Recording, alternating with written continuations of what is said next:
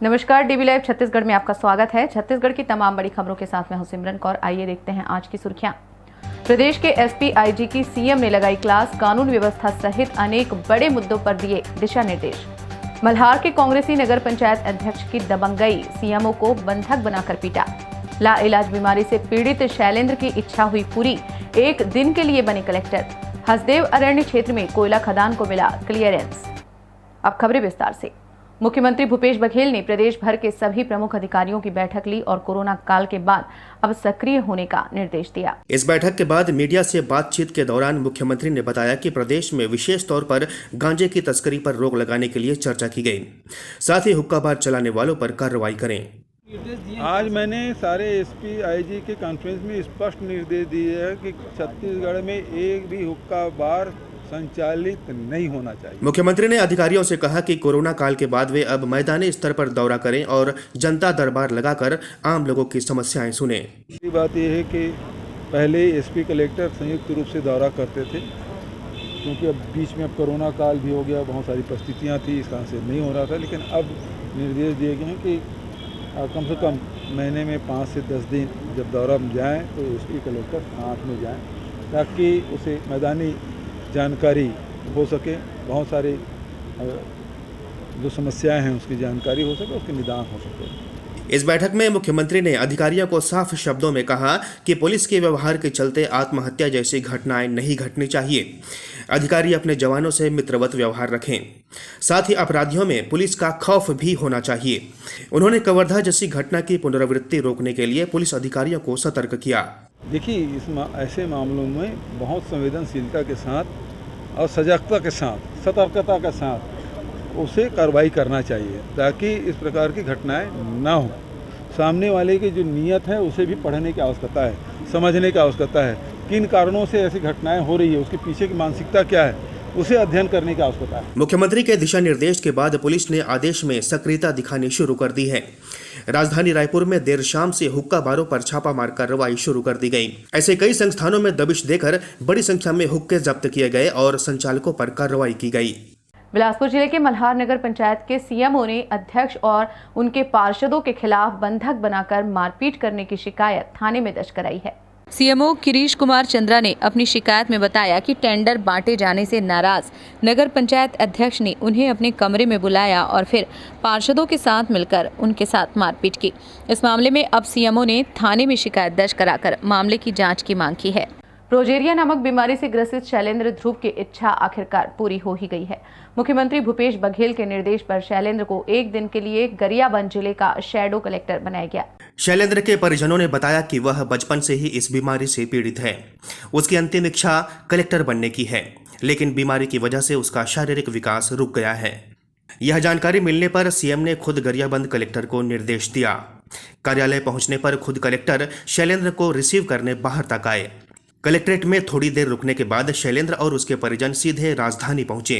यहां पुलिस अधिकारियों की बैठक ले रहे मुख्यमंत्री ने शैलेंद्र को ससम्मान कुर्सी पर बिठाया और मौजूद मंत्रियों सहित अधिकारियों से भी परिचय कराया। सीएम ने यह जानकारी मीडिया से भी शेयर की। मैंने तो सीधा वो उनकी इच्छा थी कलेक्टर बनने की, आप सब जानते हैं कि उसकी परिस्थिति क्या है मुख्यमंत्री जी, लेकिन उसको हमने चीफ सेक्रेटरी से मुलाकात करा दी, डीजी से मुलाकात करा दी, सारे वरिष्ठ अधिकारियों उनके साथ फिर भोजन भी कराया। वो बड़े खुश हैं कि यहाँ मंत्रियों से भी मुलाकात हुई, उनसे बातचीत भी की उन्होंने। 16 साल के शैलेंद्र की इच्छा पूरी हुई और इस दौरान वह काफी खुश नजर आया।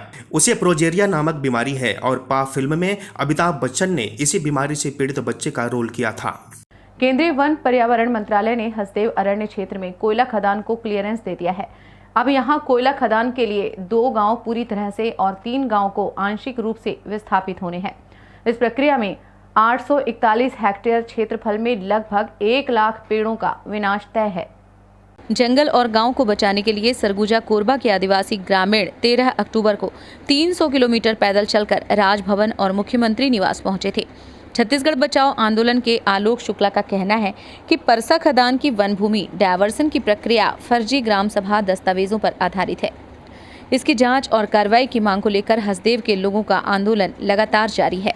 ग्रामीणों ने 14 अक्टूबर को राज्यपाल और मुख्यमंत्री से मुलाकात कर अपनी मांग रखी।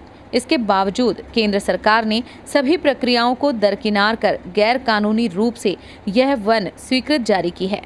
छत्तीसगढ़ बचाओ आंदोलन ने इस वन स्वीकृति को रद्द करने की मांग की है। प्रदेश में बढ़ती महंगाई को लेकर कांग्रेस के पीसीसी चीफ मोहन मरकाम और आबकारी मंत्री कवासी लखमा ने सब्जी खरीद कर विरोध प्रदर्शन किया, जिसे लेकर भाजपा ने भी कांग्रेस पर तंज कसा है। संचार विभाग के प्रमुख सुशील आनंद शुक्ला ने बढ़ती महंगाई को लेकर केंद्र सरकार पर जमकर हल्ला बोला है। देखिए क्या कहा। देखिए, केंद्र सरकार की मुनाफाखोरी वाली नीति के कारण आज देश में महंगाई बेतहाशा बढ़ रही है। न सिर्फ सब्जियों के बल्कि खाद्य पदार्थों के, खाद्य तेलों के, पेट्रोल और डीजल के दाम आम आदमी की पहुंच से बाहर हो चुके हैं। आज प्रदेश कांग्रेस अध्यक्ष श्री मोहन मरकाम के आह्वान पर छत्तीसगढ़ के प्रदेश कांग्रेस जनों ने, छत्तीसगढ़ के आम आदमी ने सब्जी खरीद के उसके विरोध में, महंगाई के विरोध में एक अभिनव आंदोलन चलाया।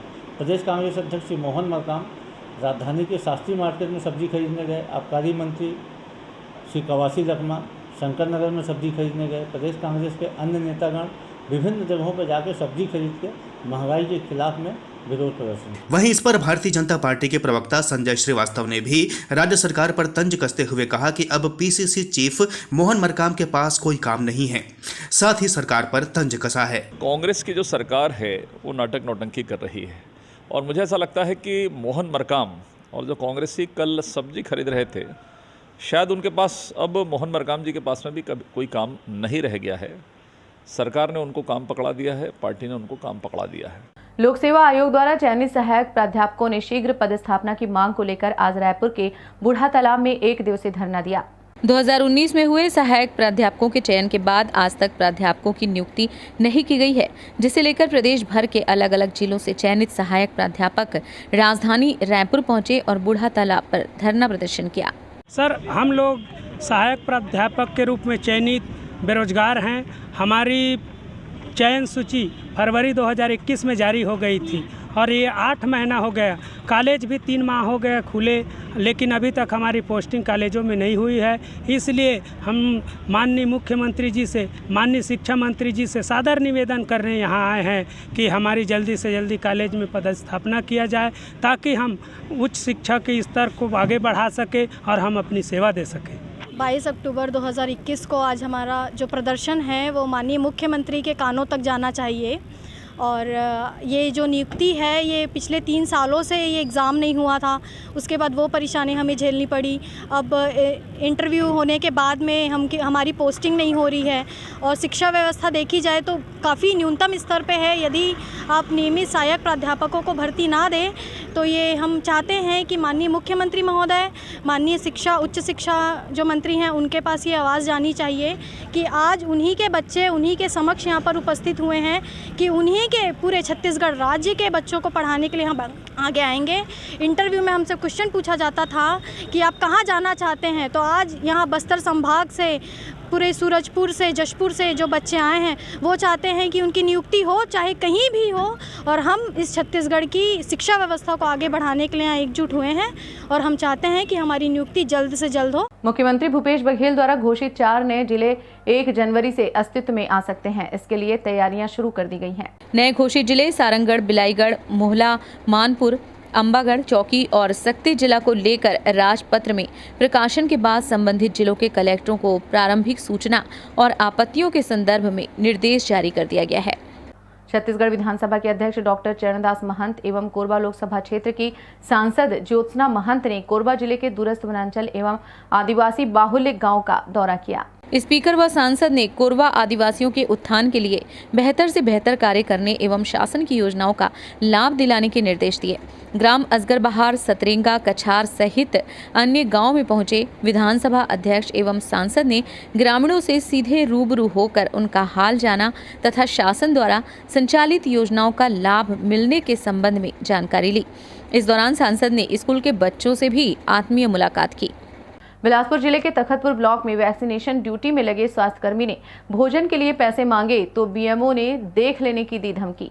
तखतपुर ब्लॉक में पदस्थ rural health officer BS Chandravanshi की वैक्सीनेशन में ड्यूटी लगी थी।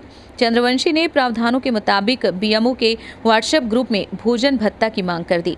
इस बात से गुस्साए BMO डॉक्टर निखिलेश कुमार गुप्ता ने फोन पर धमकी देनी शुरू कर दी। BMO की इस धमकी का ऑडियो सोशल मीडिया में जमकर वायरल हो रहा है। हेलो, हाँ सर, मेरे पर्सनल ग्रुप में कुछ नहीं डालोगे, ठीक है ना सर। ठीक है? नहीं तो मैं तुम्हारी ऐसी तैसी कर दूंगा चंद्रवंशी। मेरे से मजाक में मत लेना। नहीं नहीं सर, बात मैं आज आ जाऊँ क्या सर मिलने के लिए? नहीं सर, तुम्हारे से हो, तुम मजाक में नहीं मत लेना। नहीं सर, मैं आपसे समझते नहीं, अब तुम्हारा पूरा रिकॉर्ड निकाल दूंगा।